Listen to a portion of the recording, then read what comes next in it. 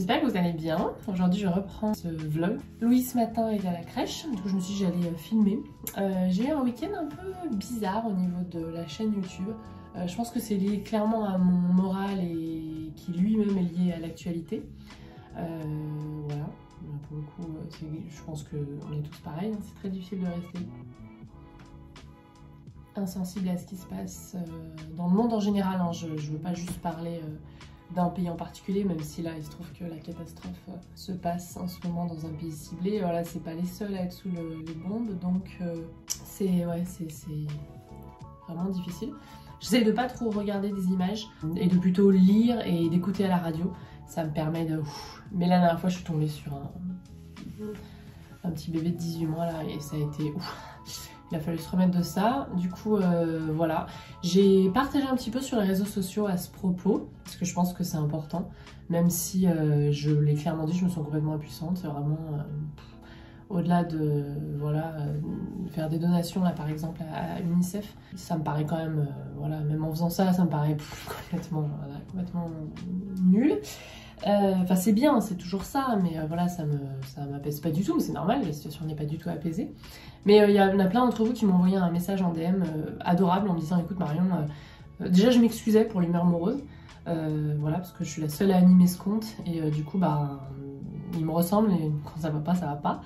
J'ai des messages me disant écoute ce que tu... Oui effectivement parler plantes, tout ça, ça peut paraître futile vis-à-vis de l'actualité, mais franchement ça aide un peu à s'évacuer, à évacuer un peu notre esprit 5 minutes de ces mauvaises nouvelles. Donc tu es arrivé là-dedans, puis là je commence un peu à remonter, donc je vous refilme pas mal de vidéos. Donc on va parler de trucs futiles. Aujourd'hui, j'ai fini par enlever ma couronne de Noël. Ça me ressemble pas du tout ça, de laisser des trucs comme ça, plus du tout d'actualité ou des choses comme ça. Le sapin de Noël en général, je l'enlève, je le laisse jusqu'au nouvel an puisque j'aime beaucoup cet esprit festif, et puis à partir du 5 j'enlève. Je sais qu'il y en a certains qui attendent l'épiphanie. Mais en fait cette couronne de Noël, donc je l'ai fait au café Un Brin de Folie. D'ailleurs si je publie le vlog le bonjour, si je suis pas en retard cette fois, ce jour même je dois faire ma dédicace chez eux.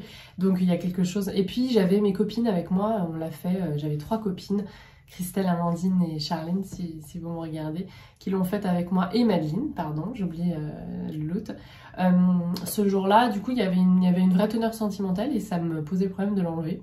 Du coup, je l'ai enlevé, mais je ne l'ai pas jeté. Je l'ai mis au garage, je regarderai comment elle est l'an prochain. Peut-être que l'an prochain, je mettrai une fraîche à la maison et je mettrai celle séchée peut-être sur la porte d'entrée dans le couloir. Comme ça, c'est pas grave, les voisins en profiteront un petit peu quand ils y passeront. Voilà, sinon aujourd'hui j'ai décidé de déblayer cette partie de cette petite étagère que j'ai. C'est une étagère que j'ai depuis longtemps, je vous l'avais présentée sur Instagram à l'époque où je l'avais achetée, c'était encore l'ancien appartement. À l'époque je l'avais remplie avec des plantes dont certaines ne sont plus du tout en vie, c'était à cause de ma première invasion de tripes, mais voilà, pour vous déculpabiliser un petit peu. Ça arrive à tout le monde.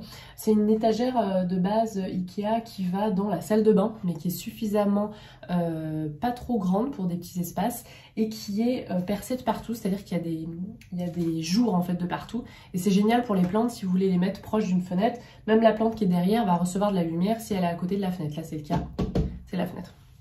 Du coup j'ai enlevé toute une partie. Bah là c'est sympa, on voit pas. Aïe aïe aïe, il est où le cadreur là? Faudra lui dire qu'il fait mal son taf. J'ai enlevé toute cette partie-là. Il y avait des petits ustensiles de cuisine pour Louis, mais en fait c'est trop haut, il peut pas l'atteindre, donc j'ai décidé de le mettre dans un tiroir plus bas pour qu'il puisse se servir tout seul, aller chercher son assiette tout seul, etc., sa cuillère tout seul. Et il y avait une petite boîte avec mes infusions en sachet. C'est rare qu'on ait des infusions en sachet, mais l'an passé on en a acheté pas mal, on me demandait pas pourquoi. Si je sais, le manque de sommeil. On met dedans et c'est fini, on n'a pas besoin de mettre l'infuseur, tout ça. C'est pas GG, hein, ni pour la santé ni pour l'environnement. Et du coup on les a stockés là-dedans. Ça c'est une boîte que ma soeur m'a ramenée de Bretagne et j'y tiens énormément puisque cette boîte Massili France, on l'a vue toute notre enfance dans la cuisine de ma grand-mère, et quand elle l'a trouvée en Bretagne là-bas, elle en a pris... Pourtant je suis pas spécialement fan des pavés bretons, mais du coup je les ai mangés avec... mélancolie, et une douce, plutôt douce mélancolie, parce que moi j'ai tendance à être frappée par Pour moi la mélancolie c'est assez négatif. Là c'était plutôt positif et du coup voilà, doux souvenir. Et du coup cette boîte je la garde. Mais je me suis dit que j'allais l'enlever de là, il n'y a pas besoin qu'elle soit ici. Et j'allais pouvoir mettre de nouvelles plantes, des plantes qui commencent à repartir et à avoir besoin d'un petit coup de pouce au printemps. Et près de la fenêtre où il y a pas mal de luminosité. Le soleil est plutôt de ce côté-là, vers mon pothos Marble Queen. Le soleil du matin, c'est pas un problème. Mais du coup, avec la réverbération, il y a pas mal de luminosité. Du coup, j'ai déplacé quelques petites plantes. J'ai mis ce bébé Pilea pour qu'il reparte parce que les Pilea en hiver, c'est pas la grosse folie. Et j'ai ma Stéphanie Erecta que j'avais coupée complètement cet hiver, qui est en train de repartir. Donc avec la pousse de printemps-été, ça va être cool. Je dis que j'allais les aider un petit peu. Et j'ai commencé à placer d'autres petites plantes. Hop là, on revient là-haut. Avec mes oxalis qui repartent sans aucun souci. Donc je pense que je vais un petit peu profiter de cet espace pour remettre des plantes ici et en enlever quelques-unes du salon. Alors pourquoi enlever quelques plantes du salon? Parce que la plupart sont proches d'une source de lumière. En fait, je vais pas enlever des plantes qui sont sur la plantagère qui se situe près de ma fenêtre à l'est. Ma plantagère Casa, vous me demandez souvent, je crois qu'elle est encore disponible. L'étagère qui par contre... Enfin, c'est la bibliothèque en fait que j'ai déplacée et qui est maintenant près du mur, souvent derrière moi quand je filme une vidéo. J'ai envie qu'elle soit beaucoup plus épurée et c'est pas du tout le cas. Et j'ai envie d'épurer un petit peu cette bibliothèque et d'enlever de plus en plus de trucs. Le seul problème que j'ai, c'est qu'il y a mon humidificateur dessus qui est assez lourd et j'ai pas envie de le mettre sur la plantagère qui se situe près de la fenêtre à l'est, la plantagère Casa. Et près de cet humidificateur, il y a des plantes qui demandent de l'humidité. Donc en l'occurrence là, mon Gloriosum et puis mon Crystallinum. Donc je vais peut-être faire un coin où il y a des plantes et le reste, j'ai envie d'épurer ça. Donc il va falloir que je réfléchisse. Mais en tout cas, du coup, je me suis dit que toutes les petites plantes pouvaient venir ici. De toute façon, elles seraient contentes vis-à-vis de la luminosité pour leur croissance. Enfin, pas le Kerry puisque c'est qu'une feuille, il va rester comme ça. Mais vous voyez, les autres seraient contentes. Et puis il recommence à faire bon dans la cuisine puisque le soleil tape le matin à l'est. L'inclinaison du soleil à cette époque de l'année n'est pas la même, ça réchauffe la pièce, ce qui n'est pas le cas en hiver, il fait plutôt frais ici. Dernière chose dont je voulais vous parler, c'est une stories que j'ai faite ce week-end. Il y en a qui n'ont pas tous compris ma stories et du coup je me suis dit que j'allais l'expliquer là, bougez pas. En fait je vous ai posté une stories avec deux photos qui viennent de ce livre, The New Bohemian Handbooks par Justina Blackney. Il est abîmé là, hein. Parce qu'il n'y a pas une semaine sans que j'ouvre ce livre, pour être tout à fait honnête. Je vous ai déjà parlé de ce bouquin il y a, je pense, 2 ans en vlog. Donc si vous êtes nouveau ou que vous n'avez pas regardé les anciens vlogs, peut-être que vous ne le connaissez pas. Justina, c'est la fondatrice de The Jungalow sur internet, je vous mettrai. C'est un blog et maintenant c'est une boutique puisqu'elle fait plein de choses. Du coup, elle vend plein... C'est une vraie artiste, hein. Je crois qu'elle a fait tous les patterns, tous les dessins qu'il y a dans le livre. C'est une nana qui est férue d'intérieur et qui aime beaucoup l'esprit jungle, d'où le nom Jungalow, et l'esprit bungalow, parce qu'elle avait ce qu'elle appelle un petit bungalow. C'est vrai que pour les États-Unis, comme tout est grand, je crois que c'était vers Los Angeles ou vers Venice Beach, bref, c'était en Californie pour sûr. Et du coup, elle a fait beaucoup de livres de décoration. Elle a sorti le 3e là, qui s'appelle Jungalow, tout simplement. Et ça, c'était son 2e, il était plus petit que les autres. Je l'aime beaucoup, il est plein d'inspiration déco qui me ressemble beaucoup. Et je vous ai posté une photo. En fait, à travers ce livre, vous pouvez choisir différentes ambiances pour... il y a même un quiz au début, en fait. Et vous le prenez et vous pouvez savoir quel est plutôt votre déco préféré, votre intérieur préféré. Et donc, pendant des années, j'ai été jungle. J'avais fait le test. Donc, voilà, on vous dit, voilà... Si vos réponses étaient plutôt C, vous avez coché C à la plupart des questions, vous êtes voilà, plutôt inspiré par la jungle et votre intérieur s'en ressent. Donc clairement, on est d'accord, c'est ça. Et sur internet, j'ai posté avant et j'ai posté le après. En fait, j'ai refait le test et maintenant, je suis plutôt grassland. Donc c'est un petit peu différent. C'est un endroit bucolique, naturel, avec des peut-être un petit peu empreintes fleurs séchées, des textures et des choses un petit peu plus subtiles que peut-être la jungle à la maison. Et alors là, j'ai posté ça sur Instagram et j'ai fait un sondage. Alors, à votre avis, est-ce que 2022, c'est l'âge de raison pour moi? C'est-à-dire peut-être un petit peu moins de plantes en nombre et peut-être un petit peu plus de subtilité dans mon intérieur inspiré jungle, hein, parce qu'on est quand même sur... Voilà, c'est la déco bohémienne, il y a quand même beaucoup de références à la nature dans toutes ces mises en scène de décoration d'intérieur. Et j'ai eu à 80% non. J'ai l'impression d'avoir choqué les gens. Et en fait, c'est rigolo parce que je pense que vous voyez un petit peu des photos d'inspiration de ce qu'elle appelle grassland. Donc vous pensez des grands espaces naturels en rapport à la terre et plutôt simples, des couleurs assez douces, et c'est vrai que je vous l'ai dit depuis longtemps, je m'y tourne de plus en plus. Vous choisissez toujours des imprimés avec des fleurs sauvages, et c'est vrai que je me rends compte de plus en plus, je suis hyper attirée par les fleurs, ça se voit sur mon compte Instagram, il y a de plus en plus de photos de fleurs, que ça soit des compositions en bouquet. Je vous ai dit que mon livre, mon coup de cœur de l'année, c'était le livre Cut Flower Garden, qui est grosso modo une exploitation de fleurs coupées. Donc je vous ai dit que j'allais m'en inspirer beaucoup pour mon balcon. Celle-là, c'est pas celle du balcon hein, pour le moment. Je vais pas vous faire... je les ai achetées hein, pour patienter sur toute la récolte que je vais pouvoir faire lorsque mes narcisses et ensuite mes tulipes seront sortis, sachant que j'ai planté plusieurs types de tulipes et de narcisses si vous avez suivi mes épisodes de mon mini balcon. Bref, et du coup, voilà, donc il y a toujours une référence au vert, mais c'est un petit peu plus subtil. Après, dans ce livre, il y a plusieurs autres inspirations, suivant ce que vous répondez. Vous êtes peut-être voilà, inspiré par la montagne, inspiré par... Il y en a plein d'autres, je crois. Grassland, jungle, tout ce qui est l'univers un petit peu de la plage. Désert, si vous êtes un peu ambiance Arizona, ça aussi ça me fait de l'œil de plus en plus. Bref, du coup, je voulais vous expliquer en fait à quoi ça correspondait, puisqu'on m'a posé beaucoup de questions. Qu'est-ce qu'il y a Marion, tu veux plus de tes plantes? Pas du tout, c'est juste j'ai l'impression que mon style et mes envies et mes besoins aussi, besoin d'accalmie, avec des choses un petit peu plus subtiles, des couleurs peut-être un petit peu plus... On n'y est pas là encore, hein, vous le voyez dans mon décor, on n'y est pas encore, mais je crois que, parce que je suis pas du genre moi à balancer toute la déco et tout racheter. Quand il y a quelque chose qui me plaît pas du tout déjà, alors c'est vraiment tout sauf écologique et ensuite et économique, et c'est vraiment pas mon état d'esprit. Donc je suis plutôt vers des transitions, des choses qui fonctionnent plus ou qui sont cassées par exemple, ou qui sont trop usées par exemple, en termes de déco j'entends. Et bah du coup je vais faire une transition, la prochaine fois ça sera un achat un petit peu différent, etc. Et du coup je commence à y réfléchir. Voilà pourquoi. Je vous le remettrai en barre d'infos si ce livre vous intéresse. Pour le moment il est en anglais, qu'elle est américaine. Mais même si vous lisez pas, alors déjà le vocabulaire est plutôt assez simple, après ça peut être l'occasion d'apprendre pas mal de termes, mais en fait le livre est vraiment hyper intéressant pour les inspirations déco et les mises en scène. Par exemple, elle vous partage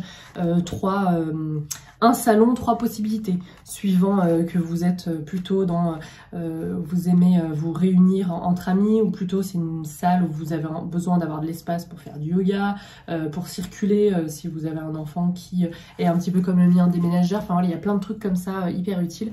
Et en fait moi, je vous le dis souvent, je suis pas minimaliste, je suis pas déco nordique et tout ça, je suis plutôt au feeling, des souvenirs de voyage, des choses comme ça, mais du coup ce livre finalement évolue avec moi, et ça c'est vraiment génial, parce que des fois on n'est pas toujours dans la même ambiance, même si on n'a pas toujours le même état d'esprit, même si on a toujours les mêmes références déco et les choses qui nous plaisent finalement.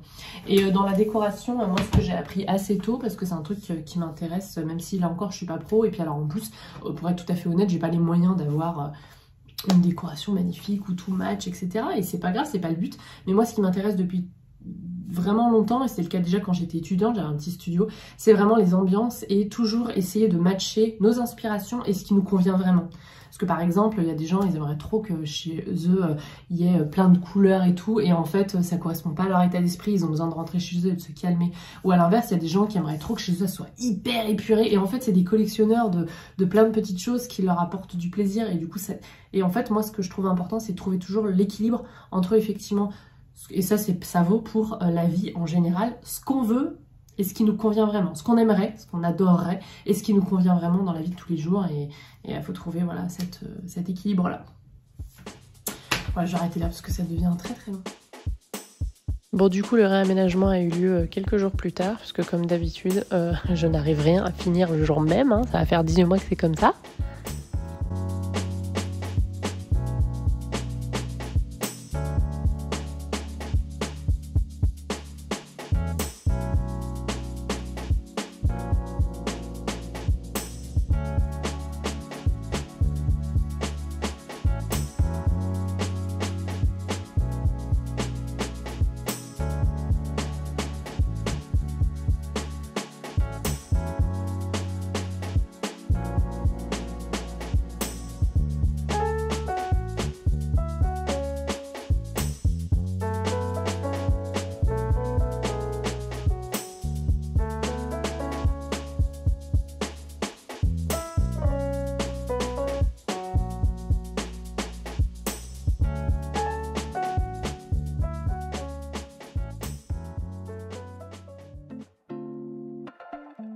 Aujourd'hui, je rempote mon Marble Queen qui a vraiment plus assez de place en fait dans ce petit pot laisseur graines. Vous me demandez souvent d'où il vient. Du coup, les racines, je pense, ont pris toute la place. Je sais pas encore ce que je vais faire, mais je pense que je vais en laisser qu'une seule sur les deux à l'intérieur. Et puis l'autre, je vais la bouturer à voir. Je remettrai peut-être ensuite quelques petites, quelques petites tiges ou simplement feuilles que j'aurais bouturées en eau par-dessus pour refournir un peu la base. Mais voilà, le Marble Queen se comporte plutôt bien là-dedans, même s'il n'y a pas trop de drainage, parce que c'est vraiment une plante pas très compliquée, comme pothos. Mais voilà, là clairement, les racines commencent à galérer, elles n'ont plus de place à l'intérieur, du coup elles ressortent. Et là, elles n'ont pas accès vraiment voilà, aux nutriments du terreau, qui en plus est vieux, donc c'est l'occasion de tout changer. Je vais utiliser mon terreau universel et puis je vais rajouter de la perlite, parce que, alors c'est pas parce que c'est un Marble Queen, il a pas, enfin je lui mets un peu de perlite, mais c'est pas non plus un drainage de fou dont il a besoin, mais c'est parce que le pot est pas percé, donc je rajoute du drainage. Et puis la perlite, à la fois elle vous évite trop des problèmes de surarrosage, et à la fois des problèmes de sous-arrosage, puisqu'en fait, et c'est le cas en fait avec cette plante, je l'oublie quand même vachement souvent. Tac, tac, tac, parce qu'en fait la perlite va garder l'eau, donc si vous en mettez trop, elle va se gorger, et puis elle va relâcher l'eau au fur et à mesure. Du coup, ça peut aussi vous permettre d'espacer les arrosages. J'ai mis des billes d'argile à la fin, ouais, vous voyez, elles sont vraiment grandes. Je pense que je vais... qu'est-ce que je vais faire? Ah, quoi que si je redistribue un peu mieux la plante, je pense qu'elle aurait de la place pour les deux. Ah ouais, je ne vais pas avoir besoin, je pense, d'en enlever une des deux. Il faut juste que je redistribue. Parfois, c'est le cas quand vous achetez une plante en jardinerie. Parfois, il n'y a vraiment pas beaucoup de place pour les racines, donc il faut rempoter dans un pot plus grand. Mais parfois, les racines ont poussé en longueur. Et du coup, vous avez simplement eu, vous avez les racines qui dépassent en bas. Mais en fait, sur les contours du pot, elles ne sont pas forcément en manque de place. Donc des fois, réorganiser la plante, comme elle se réorganiserait dans la nature, et réorganiser ses racines à l'intérieur de son contenant, ça peut aider. Ce que vous voyez là, c'est des restes d'un genre de bouchon en mousse dans lesquels ils font pousser leur bouture, les industriels. En général, je les enlève parce que ça pourrit. Donc là, j'ai redistribué un peu mieux. Et puis, je vais repartir sur du terreau neuf. Ah, je viens de casser une petite tige, une petite feuille. Là, il n'y a pas de nœud, donc je ne vais pas pouvoir bouturer. Dans les endroits où c'est difficilement accessible, là, en général, j'utilise une cuillère pour ces petits rempotages. Là, j'ai oublié de la prendre et je vous avoue que je suis un peu pressée par le temps. Parce que je profite d'une petite balade de Louis avec son papa pour rempoter ça et vous filmer ça. Sachant que ça fait un moment que je pars de la rempoter et qu'elle en a bien besoin. Donc voilà, alors vous voyez là elle se tient quand même mieux, les racines ne sortent plus. Alors elle part un peu sur le côté mais c'est pas grave, je vais la reposer. Et avec un terreau frais, et puis je penserai à mettre un petit peu d'engrais ce printemps. Parce que elle, clairement, je l'ai complètement oubliée. J'ai pas beaucoup mis de billes d'argile au fond, parce que là encore, voilà, j'insiste, c'est un pothos. Il me pardonnera s'il y a un peu d'eau qui stagne. Et de toute façon, les arrosages sont tellement espacés pour cette plante, parce que j'y pense assez rarement. Et de toute façon, mes plantes en suspension, en termes général, j'espace encore plus les arrosages, mais c'est même pas, on va dire, de ma volonté. C'est plus voilà, la vie, quoi, que ça va. Mais si vous avez la main lourde, mettez une bonne couche de drainage. Billes d'argile ou autre, hein, des graviers que vous auriez nettoyés, etc. avant de mettre, pas de souci. J'en ai un peu de partout pour laver le contenant aussi. Mais normalement, quand j'arrose au-dessus de la table à manger, voilà, je fais bien attention. Pas en mettre de partout. Là, j'ai mis un petit peu beaucoup de terreau, du coup, ça ressort de l'autre côté. Je vais en profiter que je suis par-dessus mon bac pour tasser et nettoyer un peu. Et puis, je vais essuyer les bords et aller remettre tout ça dans la chambre.